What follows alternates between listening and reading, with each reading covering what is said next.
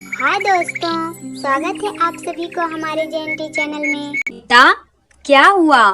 तुम सब रो क्यों रहे हो? और तुम्हारा घर कैसे टूट गया?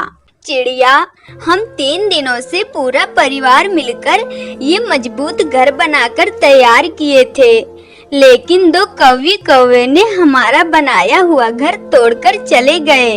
अब हमारे रहने का कोई ठिकाना नहीं है। बारिश का मौसम आ चुका है, हम इस बारिश में कहाँ छिपेंगे? बरसात का मौसम आने वाला था। सब अपने अपने घर को मजबूत बनाने में जुटे हुए थे ताकि बारिश में उनका घर सुरक्षित रहे। वहीं एक चींटी का पूरा परिवार मिलकर तिनके का एक घर बनाकर तैयार किए। मम्मा पापा, हमारा घर तो बहुत शानदार बना है। इसमें तो एक भी बारिश की बूंदें नहीं जा सकती है। अब मैं आराम से सोऊंगी बारिश के मौसम में भी। हाँ हाँ मीनी बेटी, ये तुम्हारे ही मेहनत का फल है। अगर तुम ये घर बनाने में हमारी मदद ना करती तो ये घर इतना शानदार नहीं बनता, है ना मिनी के पापा? हाँ हाँ बिल्कुल, ये सब कुछ मेरी लाडली बेटी की वजह से हुआ है। पूरा परिवार अपना मजबूत घर देखकर बहुत खुश था। तभी पास के एक पेड़ पर 2 कौवे कौवे बैठे थे। वे चींटियों की बात सुन रहे थे। कालू जी, आज तो ये चींटी का परिवार बहुत खुश दिखाई दे रहा है।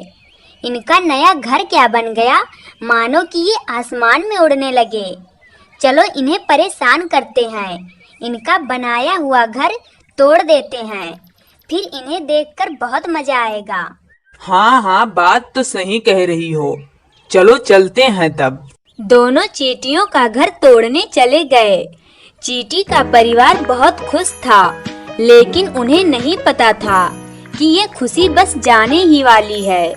कालू और चंदा मोटी मोटी लकड़ी लाकर चींटी के घर पर फेंक दिए।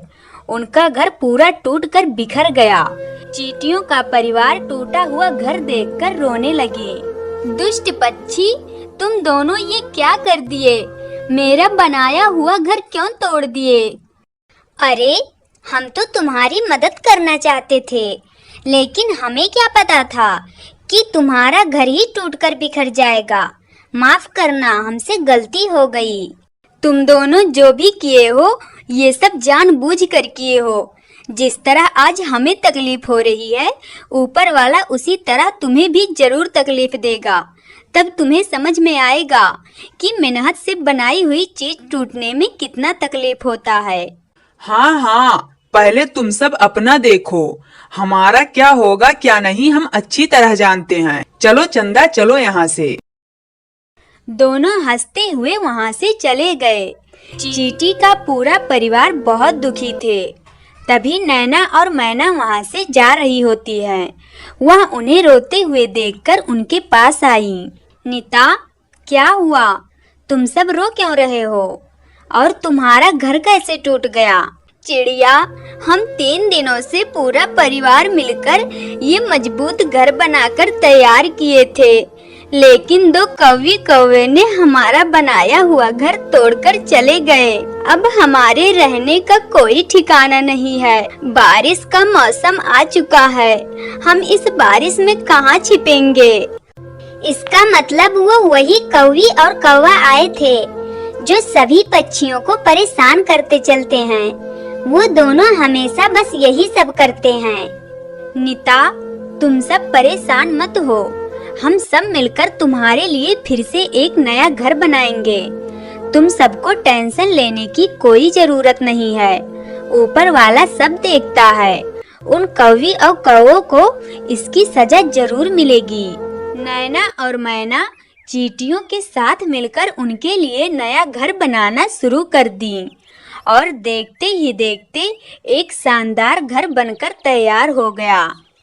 मम्मा, ये तो उस घर से भी ज्यादा और बढ़िया बना है। ये घर बहुत प्यारा लग रहा है। हाँ मेरी बच्ची, ये सब तुम्हारी नैना और मैना आंटी की वजह से हुआ है। सहेली, तुम दोनों का ये एहसान मैं कभी नहीं भूलूंगी।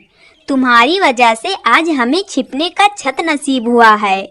नीता, तुम ये कैसी बातें कर रही हो? इसमें एहसान की कोई बात नहीं है। तुम सब हमारे जंगल के ही हो और हम सब एक परिवार हैं और अपने परिवार पर कोई एहसान नहीं होता है। अच्छा छोड़ो ये सब बातें, तुम सब अपने नए घर के अंदर जाकर देखो कि वो अंदर से कैसा लग रहा है। हम अभी सूखी लकड़ियाँ तोड़ने जा रहे हैं। नैना चलो अब चलते हैं हम। नैना और मैना वहां से चली गईं। चींटियों का परिवार अब बहुत खुश था, लेकिन उधर चंदा को एक बड़ा मगरमच्छ पकड़ लिया। खतरनाक मगरमच्छ, छोड़ दे मेरी पत्नी को, चला जा यहाँ से तू। कालू कौवा दूर से चिल्ला रहा था, लेकिन वह मगरमच्छ चंदा कौवी को नहीं छोड़ता है। कालू जी बचाओ मुझे, मैं अभी मरना नहीं चाहती हूँ, ये मगरमच्छ मुझे निगल जाएगा। कालू कौवा चंदा कौवी को बचाने के लिए गया, लेकिन वह भी मगरमच्छ का शिकार बन गया। दोनों को उनके कर्मों का सजा मिल गई। दोस्तों, इस कहानी से हमें यह सीख मिलती है कि अगर हम किसी का भला ना कर सके तो उसका बुरा भी हमें नहीं करना चाहिए।